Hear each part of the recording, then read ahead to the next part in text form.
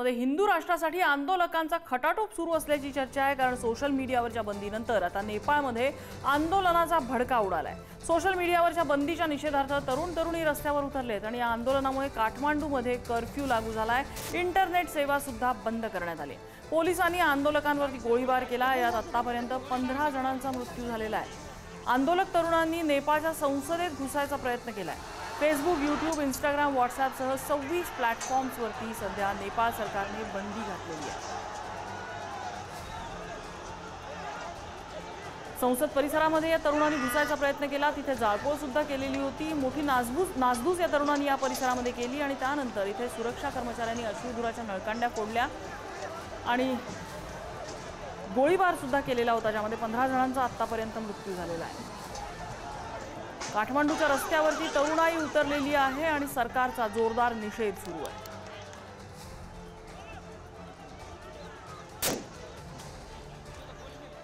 या तरुणांनी ज्यावेळेला आंदोलन सुरू केलं आणि संसदेमध्ये घुसण्याचा प्रयत्न केला, त्यावेळेला जमावाला पांगवण्यासाठी त्यांच्यावर अश्रुधुराचे नळकांडे सोडण्यात आले, गोळीबार सुद्धा करण्यात आला आणि या गोळीबारामध्ये आतापर्यंत 15 जणांचा मृत्यू झालेला आहे।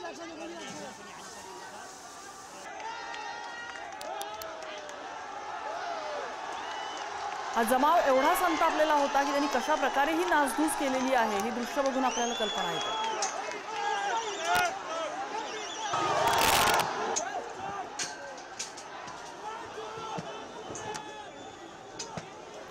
नेपाळच्या संसदेचा परिसर आहे हा। तरुणांनी या ठिकाणी मोठी नासधूस केलेली होती। संसद परिसरामध्ये घुसण्याचा प्रयत्न केलेला होता, ज्यावेळी सुरक्षा रक्षकांनी त्यांच्यावर गोळीबार केला।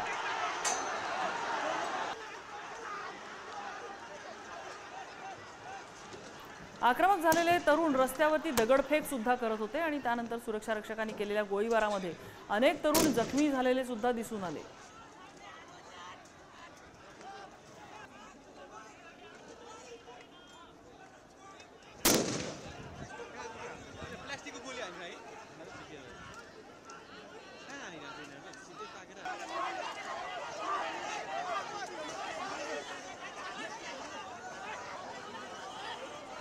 आणि इथल्या व्यवस्थेविरोधात, सरकार विरोधात हे तरुण आक्रमक झालेले आहेत, ज्यांना आवर घालणं खरं तर सुरक्षा रक्षकांना सुद्धा अवघड झालेलं आहे। जाळपोळ करण्यात आली इथल्या संसद परिसरामध्ये आणि त्यानंतर अक्षरशः इथल्या टेरेसवरनं उड्या टाकत हे तरुण इथून पळून गेलेले आहेत।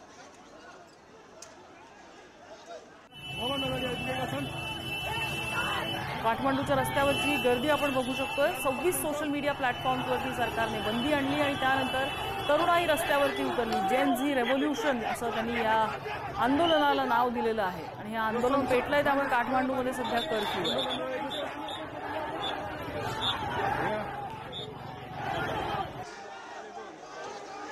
तरुणाईमध्ये हा रोष आहे, कारण नवीन सरकार जे आलं सत्तेमध्ये, नेपाळमधली जी राजेशाही होती ती संपून या ठिकाणी सरकार सत्तेमध्ये आलं। मात्र या सरकारने आम्हाला काहीही दिलं नाही असं या तरुणांचं म्हणणं आहे आणि त्यामुळे इथली जी राजेशाही होती, इथले जे हिंदू राजे होते, ती राजेशाही इथे परत यावी अशी सुद्धा एक मागणी या तरुणांमधून होताना दिसते।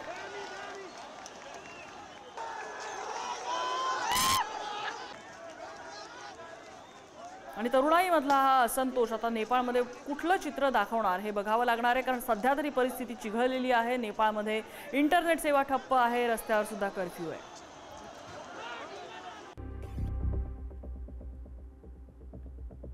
आणि तरुणाईच्या आंदोलनाचा हा रेटा नेपाळ सरकारला सध्या हादरवून सोडतोय। इथल्या सुरक्षा रक्षकांनी केलेल्या गोळीबारामध्ये 15 जणांचा मृत्यू झालाय। मात्र हे जेन झी रेव्होल्यूशन नेपाळ सरकार कशा पद्धतीने सांभाळणार, कशा पद्धतीने थोपवणार हे बघावं लागणार आहे। नेमकं नेपाळमध्ये काय घडलं आपण ग्राफिक्सच्या माध्यमातून समजावून घेऊया। इंस्टाग्राम, फेसबुक, यूट्यूबसह प्रमुख सोशल मीडिया प्लॅटफॉर्म्सवर बंदीमुळे तरुणांमध्ये असंतोष निर्माण झालाय। जेन झी तरुणाईचा सरकारच्या विरोधात संताप आहे। रस्त्यावर उतरून त्यांनी हिंसक आंदोलन केलेलं आहे। हिंदू राष्ट्र आणि राजेशाहीसाठी आंदोलन सुरू असताना सरकारच्या निर्णयानं हे आंदोलन पेटलं। राजधानी काठमांडूमध्ये नेपाळच्या संसदेवर संतप्त तरुणाईने दगडफेक आणि जाळपोळ केली। काठमांडूमध्ये संसदेची इमारत पेटवून देण्याचा आंदोलकांनी प्रयत्न केला। हिंसक आंदोलकांना रोखण्यासाठी पोलिसांनी अश्रुधुराचा वापर केला, गोळीबारही केला। हिंसाचारानंतर काठमांडू शहरात कर्फ्यू लावण्यात आलाय. दिसता क्षणी गोळ्या घालण्याचेही आदेश आहेत. आणि सध्या नेपाळमध्ये सोशल मीडिया बंद असल्याने सिंधुदुर्गामध्ये नेपाळी बांधवांचा नातेवाईकांशी संपर्क सुटलेला आहे. काही नेपाळी बांधवांना नेपाळी सरकारवर एवढी जबरदस्ती करत आहे, ते एवढी जबरदस्ती का सुरू आहे ते सुद्धा समजत नाहीये. काही नेपाळी बांधवांनी या संदर्भात आपल्या भावना व्यक्त केल्या. आपण बघूया. नेपाळमध्ये सोशल मीडिया बंद करण्यात आले आहे. त्याच अनुषंगाने सिंधुदुर्गातील बहुसंख्य जे नेपाळी लोक आहेत ते देखील राहतात. आपल्यात काही नेपाळी जे आहेत आपल्यासोबत आहेत. काय सांगाल, सध्या नेपाळची नेमकी परिस्थिती काय? सोशल मीडिया बंद करण्यात आलेला आहे. क्या बोलोगे आप? बोलो. अभी तो ये तो कुछ ये बोल नहीं सकता है अभी क्या हो रहा है, कैसा हो रहा है. मतलब एक्चुअली ये होना नहीं चाहिए था. ऐसा है ना, ये अभी सब ये करके उन्होंने बंद कर दिया है. इसके बारे में तो अभी कोई फिलहाल ये नहीं है, करने कुछ नहीं है. अभी क्या बोलेंगे इसके लिए? क्यों बंद कर दिया, ऐसा कुछ मालूम है? अभी क्या हालात है उधर?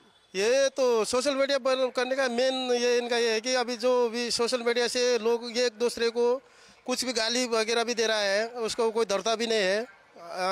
क्योंकि ये जो नेपाल सरकार करता है, वो जो भ्रष्टाचार इकड़े वो करता है ना, इसके लिए उसको किसको पता नहीं होना चाहिए. इसके लिए भी वो लोग करते दबाते हो. अभी उधर की सिचुएशन क्या है? फिलहाल तो बोल रहा है, अभी तक की न्यूज़ में तो बोल रहा है सुबह एक था 14-15 लोग मर गए हैं, कम से कम 100-150 लोग घायल अस्पताल में. ये बोल रहा है, ये बात में आ रहे हैं. अभी उसके आगे पता नहीं साहब. आपका कांटेक्ट उधर से लोगों से हो रहा है कि नहीं? नहीं हो रहा है. आमच्याकडे तो सब ते है ना, खाली सिर्फ VPN चालू है, बाकी तो सब बंद हो गया है. बाकी कांटेक्ट में किसी भी नहीं, खाली VPN चालू है.